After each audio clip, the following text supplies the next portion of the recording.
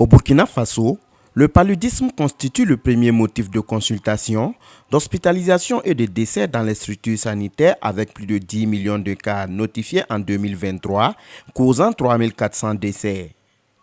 Ce 25 avril, la communauté sanitaire marque une halte pour réfléchir sur les stratégies à mettre en œuvre afin d'éradiquer la maladie. Au Burkina Faso, des efforts significatifs ont été enregistrés dans la lutte contre le paludisme.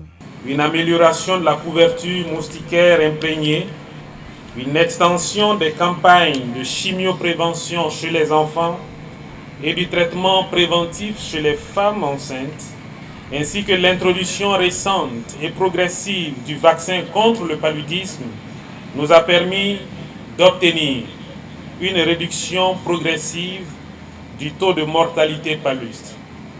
Ces efforts, bien que très louables, nous incitent à faire davantage. À l'occasion de la 18e journée mondiale de lutte contre le paludisme, la communauté internationale veut se réengager face à la maladie, d'où le choix du thème « Réinvestir, réimaginer et raviver nos efforts communs pour mettre fin au paludisme ». C'est un appel à la solidarité, à l'action multisectorielle et à l'innovation dans un contexte international et national marqué par des défis sécuritaires, climatiques et économiques. C'est pourquoi je tiens à rappeler que la lutte contre cette maladie ne relève pas uniquement du ministère de la Santé.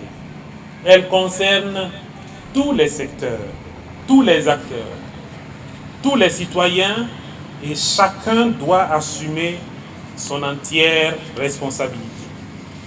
Je salue à cet effet la mise en place officielle ce jour du Comité national multisectoriel pour l'élimination du paludisme. Institué en 2007 par l'Organisation mondiale de la santé suite aux différentes menaces, l'organisation prévoit des stratégies pour la prévention de ces flambées épidémiques. Et de nouveaux vecteurs du paludisme en milieu urbain, la nouvelle stéphensie, menacent désormais les villes dans la corne de l'Afrique. Nous devons innover et l'OMS soutient le déploiement de vaccins antipaludiques dans 19 pays africains actuellement. De nouveaux outils de lutte antivectorielle, de multiples traitements et de première intention et des approches communautaires sont en cours d'adoption. L'analyse des données et la modélisation climatique aident à prévoir et à prévenir également les flambées épidémiques.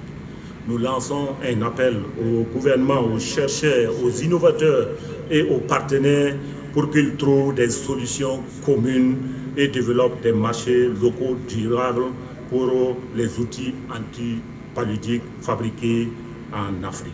La célébration de cette journée a permis d'installer officiellement les membres du Comité national multisectoriel pour l'élimination du paludisme, CONAMEP, suivi des signatures d'engagement, la remise des prix aux meilleurs districts sanitaires, CHU, CHR.